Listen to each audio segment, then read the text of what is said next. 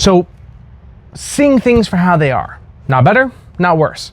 That's what this entire chapter is about. There are 2 exercises buried within this chapter. I want you to reread it if you didn't find them and go through asking yourself specific questions. But this section's less about the exercise and more about the reality of seeing things for what it is, not better, not worse. So take a situation that we're dealing with right now. Right now, we are in Disney World on vacation, and I'm shooting these videos because I want to get this book published as soon as possible. But there's a couple of problems I've got.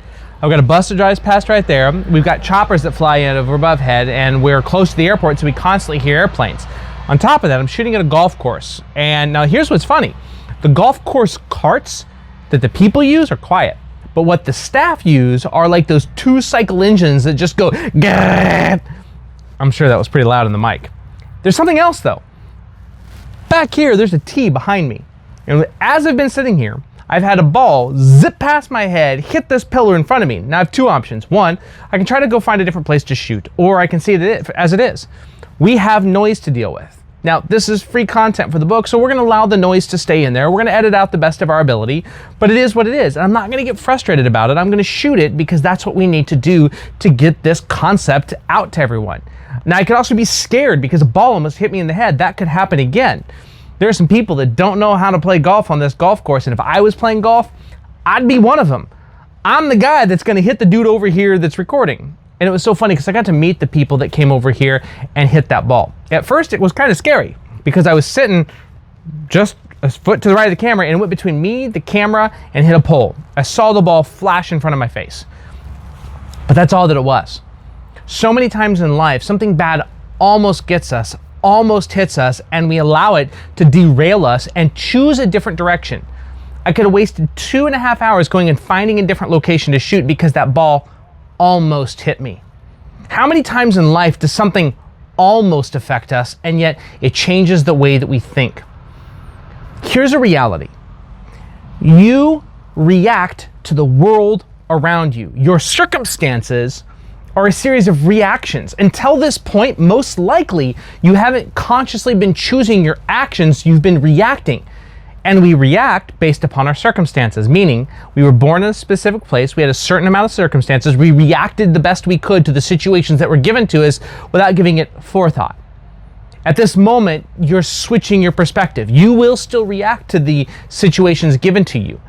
You will still react a certain way when things happen. When someone cuts you off in traffic, you may be the person like me that goes, "Come on!" and then realize a moment later, what purpose does it serve for me to get upset? Seeing things for what they are does not mean releasing yourself of all emotion. It doesn't mean being void of being a pessimist or being an optimist. What it means is taking a moment to see the circumstances in front of you and realizing how you should be acting. When my son hits me, he stands right below my waist. You can guess where he hits me. I want to smack him across the room, but I don't. That's not, my reaction says one thing, but my action is another. Your reactions don't have to be your actions once you realize those are 2 different things. In the past, you may have been at work and someone may have said something off-putting to you. Your reaction could be to come back at them. Your actions going forward, once you realize that, hey, when this happens, I do this. I can choose to do a different action. You can train yourself to react differently.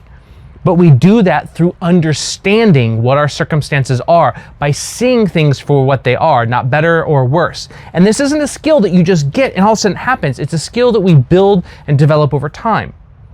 It's one of the reasons we started this entire book off with the fact of looking at what our circumstances were and then what our actions were that led us there. What that allows us to do is take control over that circumstance. Then we take another step in that process and we see the circumstance for what it is, not better, not worse. When I lost my job, I was the VP of a company and I was the director of another company making over $250,000 a year. And I was still living paycheck to paycheck because I like to spend money and saving wasn't a priority for me. I did those actions. When I left that, I had a house that I had just bought 6 months ago. Now I'm left with a mortgage payment, got a new company started, then COVID happened and I lost that. So the reality is I could have reacted poorly, or I could have figured out what needs to be done and do what needs to be done going forward. You will notice that people that you deem as successful seem to be able to have the complete wind knocked out of them, knocked on the ground, lose everything, and bounce right back up and get right back in the game. It's because that's where they are at in life. We like a consistency, and we will fight for that consistency. Once you can fight for the change in your life and the change in your reality and become that change and see things for what they are, that shows you where you're at on a map that then allows you to steer away from. You don't have to stay there anymore. But if you never look at the map, you can never steer away from it because you never know where you are.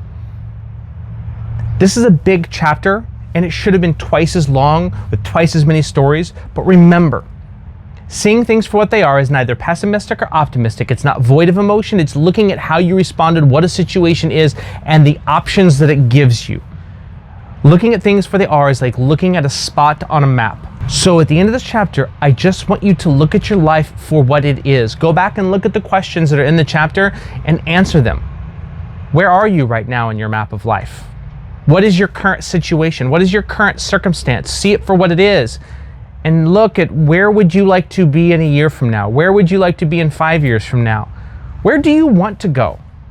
Because all you have to do is plot a path from here to there and start walking, which is what we're going to talk about next. So we'll see you in the next chapter.